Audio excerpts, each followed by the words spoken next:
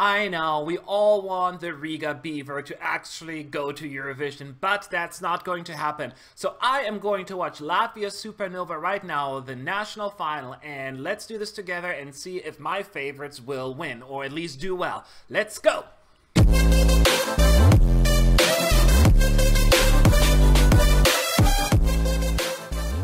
Sup, you fools! It's Matt, ESC United, your favorite Eurovision channel, and as said, tonight it is all about Latvia and Supernova, the national final. So this has been a very busy Saturday, so many shows, it's hard to keep track, but I'm doing my best. I'm going to watch the show. I know that there are 8 songs in the running, 8 songs from previously narrowed down from 3 semifinals actually, so at least it's a little bit less music for me to review, so that's nice. So what I'll do, and that's what I've been doing throughout the night, is I'm going to listen to the 8 songs in the running, and then I will pick my favorites. In this case, I will narrow it down to my top 3, and then I will compare to the actual results. How exciting is that? I'm really crossing my fingers, especially for Latvia. I don't know if you knew, if you paid attention to our last year's streams and all of that stuff, but Latvia was actually my least favorite last year. That weird, let me track the lights. I'm like, this is horrible. So I was really sad to put them in last place. So my expectations are now, can only go up, right? But I want to be blown away by you, Latvia. I dare you. So anyways, let's go ahead and listen to the songs and see where it takes us. This is the kind of song that I enjoy more in the studio version than the actual live performance. By the way, semi-final 1 is the only one I've already seen. I have not seen the second and third semi, so I do know what it sounds like recorded. One of the 2 songs that I'm familiar with. It's a little bit less electrifying live, I find. And it's different though, and I mean that in a good way, the good kind of different. It's just not an easy song to absorb live, to me. But hey, I kinda enjoy it. How did this song survive the semis? I mean, he's hardly singing. I get it, we're going back to the basics, right? But come on, you could have used at least a few instruments here. It's like so... there's no reasonable progression or anything. This is not my cup of decaf. Now, I guess it has a certain charm to some. I just fail to see it. No, don't send this one, Latvia. This song is genius. I mean, look how it started out with a beautiful cello at the beginning, and then she sings Latvian, or at least I assume that's Latvian, correct me if I'm wrong. But look what that song does. I have goosebumps, man. This is, oh my god, Latvia. This is amazeballs. This would so stand out. Yes, it's very quiet, but special. I remember this one actually from the first semi as well, and it is such a generic song. I'm getting like similar vibes that I get from like the UK song this year. It's just so vanilla. It's the kind of entry where I easily get distracted, stop paying attention. I just don't get this one. It has very few redeeming qualities to me. If it were catchier, then maybe I'd be more open to it, but at this point, I'm just not. Yeah, I do like this one. It does stand out. It's fun. Its voice is good as well. He had this really odd stage presence, but I'm kinda into it. Yeah. I feel funky here. It's such a strange song, yet fun. I just wish the chorus would have been a little bit more grand though, but overall, quite enjoyable. Yeah, you know what? I like this song also better. The studio version, I like that better as well. It's one of those songs. It's still good though. It was my favorite in Semi 1 actually. The staging though needs a lot of fixing. It just seems like he bangs on his personality and it's not quite coming through for me. So it feels a little, I don't know, just there. Yeah, just the flashing backdrops, that doesn't cut it for me. It's a kind of song that I expected a little bit more energy, and that's what it's lacking, unfortunately, because it could have been really, really good. Huh. Fascinating. It's very, very interesting. It almost, at first, I thought it was like a vaudeville song from, like, the musical Chicago, but then it has, like, a James Bond vibe to it as well. It's very intricate, and that is what I'm digging here. Like, it's a completely different backtrack from the style, the way she's singing, and she is a great performer. Sexy, sensual, professional. This is really good. It definitely stands out from the rest of the pack, so that's always a plus. It's really weird. It feels as this melody, it's more suited for a ballad, not an upbeat song like the way it is right now, so it really confuses me. He does a good job bringing it alive. It's very radio friendly, and I just wish the chorus would be a little bit more memorable, because it has a lot going for it, but it is lacking something. I can't put my finger on it, but it's not really great. I don't know what it is.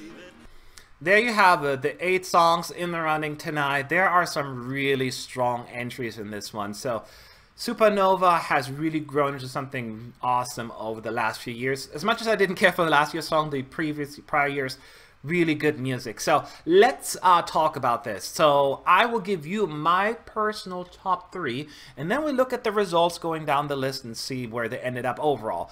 But how one of my top 3 actually ends up winning. So in 3rd place, I put in 3rd place is Lauris Walters and Lover's Bliss. That one really grew on me. I don't think it would have been that high. It's a good performer, a good song, and something about it, the vibe that I liked. So I could see that one doing okay in Eurovision. So that one's in 3rd place. I'm putting in 2nd place Laura Rizzotto with Funny Girl. Memorable, unique, it stands out. That would be a good choice for Latvia. And there are like 2 strong songs in particular in this national final. I can't believe that she's actually in 2nd place. In other national finals, she could have been easily number 1. But I put Madara in 1st place with Isamiba. This is a pearl. It is so unique with the cello and the way it's being performed. It really, really touched me. This could easily become my number 1 in Eurovision if Latvia sends this one. So we shall see. But there you have it. This is my top 3. Okay, so now you know my top 3. Let's take a look at the actual results and see if I'm going to be happy or, well, not. Keep in mind, I don't know the results. This is the first time I'm going to look at them. So I will scroll down on my list here from 8th place to 1st place, and hopefully my favorites will stay in the running as long as humanly possible. Okay, so in 8th place, we have Lauris Walters, Lover's Bliss. So this is not a good start. My 3rd place already out. I wonder if it's the juries or the televoters that really, really kind of ruined it for me. But that is okay, because my 2 clear favorites, Madara and Laura Rizzotto, are still in it. Moving on, scrolling down. In 7th place, it is Liene Greifane, Walk the Talk. Yep, fine with that, thank God. In 6th place, it's Edgar Kryles and Younger Days. That was still my 4th place, I think, so, oh well. In 5th place, it's Marcus Riva this time. Oh, Marcus didn't do it again this time. He's been trying for how long now? Oh, don't give up, my friend. Your time will come. And then my top 2 are still in it. And then moving on in 4th place, Ritvar's Who's Counting. Wait, that was a horrible song. How did that one finish in 4th place over some of the others? I'm smelling jury BS here. Okay. But we're down to the top 3. 2 of mine are still in there. I hope one of them is going to win. Hopefully Madara. Alright, moving on. In 3rd place, it is... Oh, Madara is Amoeba. I'm actually really sad right now. I'm really, really sad. This was my clear favorite. It was a wonderful song, and I will still have that song with or without the Eurovision now. So I'm glad I discovered it. I'm sad it didn't win. I'm okay. Okay. So that means only one is left of mine, and that is Laura Rizzotto.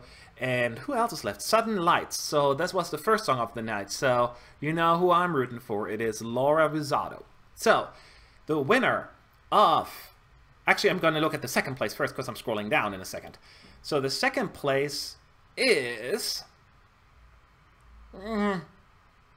Sudden Lights. So, yes. Okay. Laura Rizzotto with Funny Girl wins in Latvia. Yay, yay, yay. I'm still sad that it wasn't Madara, but if it can't be her, at least it's Laura. It's a fantastic song. Okay, okay. I gotta think through this for just a second, but I'm very happy for you, Laura. Okay, yes, I just was thinking this over, and there's not a whole lot new I can add that I haven't said already, but let's talk about the good, the bad, and the song's chances at Eurovision. In May. So the good, there is so much good to point out. A great performer, a unique song, a unique style that almost like combines different styles, and I'm a big fan of that. So it's a very special song. I'm really, really excited for Laura. And she's a great performer, and she will deliver. And that is what it comes down to, right? And, excuse me, I'm a little congested, I guess. My nose always gets filled up. So, and the bad is I don't have a whole lot bad to point out. I think it's a very solid entry with little to complain about. The only thing I'm worried about that it doesn't translate well all across the continent. This is a very unique entry. It's not traditionally chart friendly.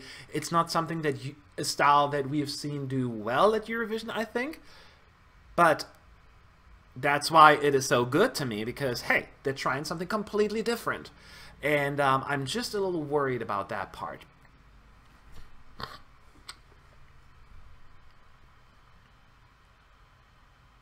The only other thing I didn't quite care for was the staging per se.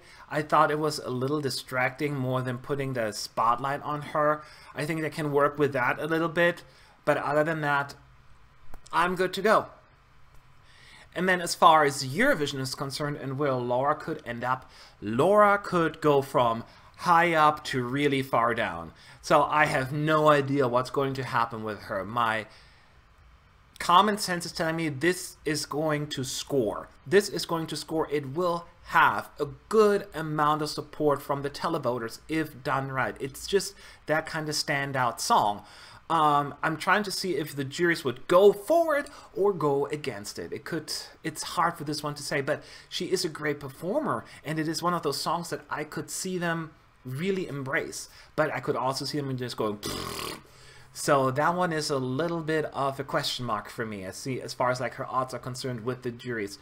But I would have to wait for all the other songs to be released. I think this is definitely in the running for qualification, which would be a wonderful thing to welcome Latvia back in the finals. Granted, they only missed it for, what, 1 year. It's not the end of the world for them. But I am thrilled with this song. I think I haven't done a proper ranking of all the songs yet, but I think this will end up fairly high in my personal ranking.